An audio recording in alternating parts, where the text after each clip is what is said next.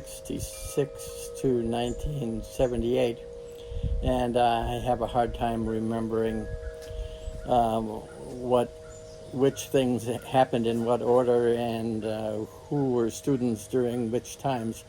But I can tell you this: the times that my wife and I spent in Carson City were wonderful years and formative in many ways.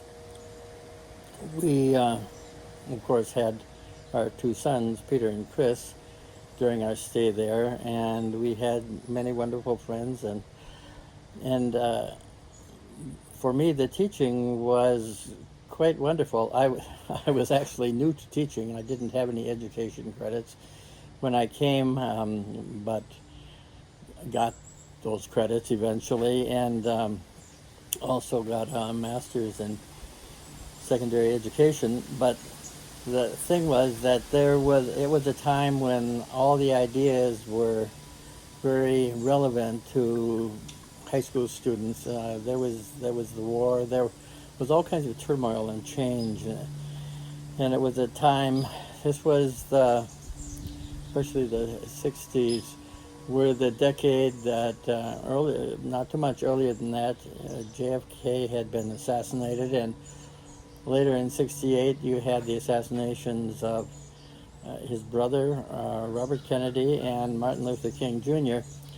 So there was a lot going on, and so it was also an incredibly creative time. And I was lucky enough to have the freedom to pretty much teach the way I wanted to teach, and create some classes such as humanities and American studies that were fun to teach, and I think were relevant in ways that not everything else in high school is always relevant. I was always amazed with the students and their abilities and their skills, and I got to see some of those things that weren't necessarily academic. And there were students that excelled academically, but there were other students that excelled in all kinds of other ways that were just as significant and just as relevant.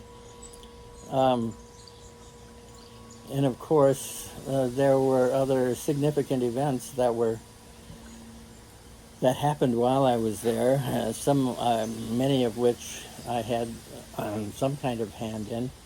I remember part of what I was trying to do as I was teaching was to help the students be able to make sense of what was going on and to think for themselves and to think in some sort of logical way and to be able to understand and to eventually be empowered people. Well, I guess not eventually, they could be empowered right then. And so part of what sticks out in my mind is our sort of projects that some of the classes that I was teaching did. One of them early on was that students were complaining about how dirty the bathrooms were, and I said, well, what do you want to do about it? And they were saying, well, the custodians ought to be doing this and that and ought to be taking care of it. And I said, well, how are you willing to be a part of the solution? And they kind of thought about it, and they said, well, I guess. And I said, well, what would happen if you went to the custodians and said, if you show us where the brooms are, we'll help clean up the bathrooms, just so it's not just somebody else ought to be doing it for us. And they did that, and eventually, after a short time, other people began to see what students could do and began to help. They eventually did that same thing with the cafeteria, cleaning up after. And what they found out, and what everybody found out, was that you could change things by showing that people could have an effect. They didn't have to wait for somebody else to solve their problems. And of course, eventually, this turned into, I think, one of the highlights of my time there.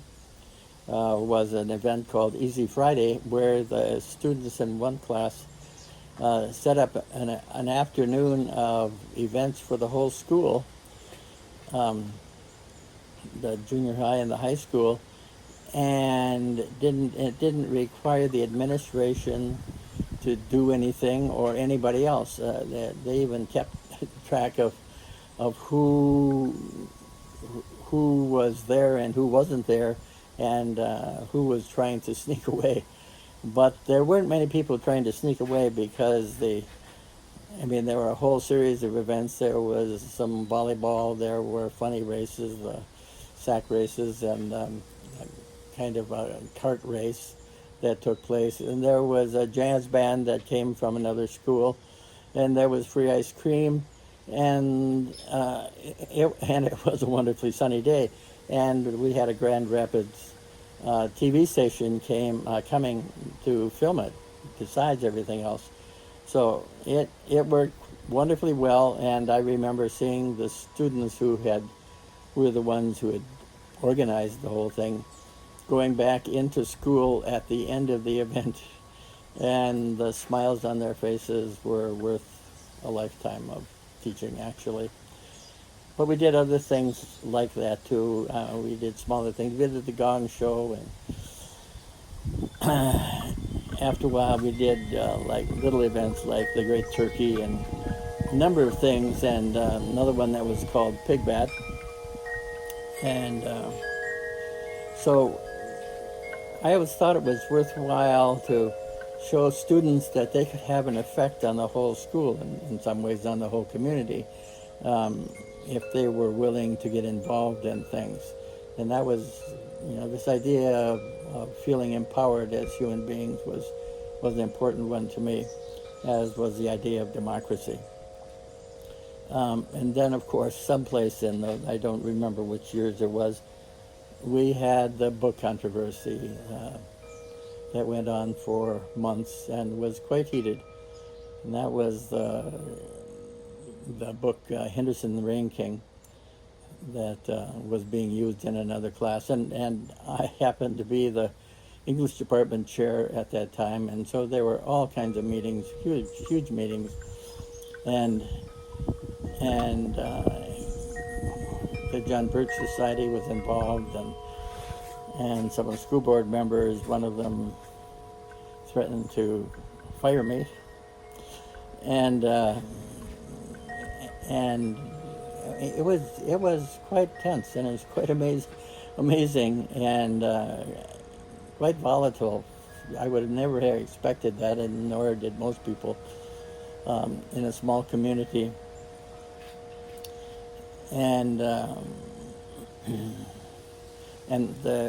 one point, I wasn't feeling well one Monday, and it was after a board meeting, and I didn't come to school, and I found out later that the students had begun passing around a petition because they thought I had been fired, which I hadn't been. But the long and short of it is that what I found is that it didn't bother me. I didn't stop supporting what I thought was important just because of the pressure. And so I learned something about myself. I also learned about the students and how supportive they could be and what good people they were. And that was a real test for me, and in some ways defined who I was.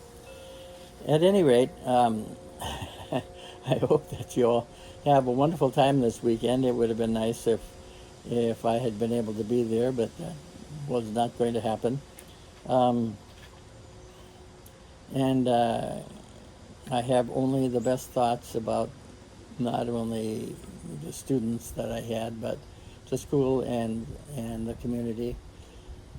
And I hope your event is wonderfully successful. And I'm on Facebook, so if you want to respond in any way, I would be glad to know about that. Anyway, it was a wonderful time in our lives, and It will always be something that I treasure. So enjoy yourself this weekend, and we'll see what happens next. Bye now.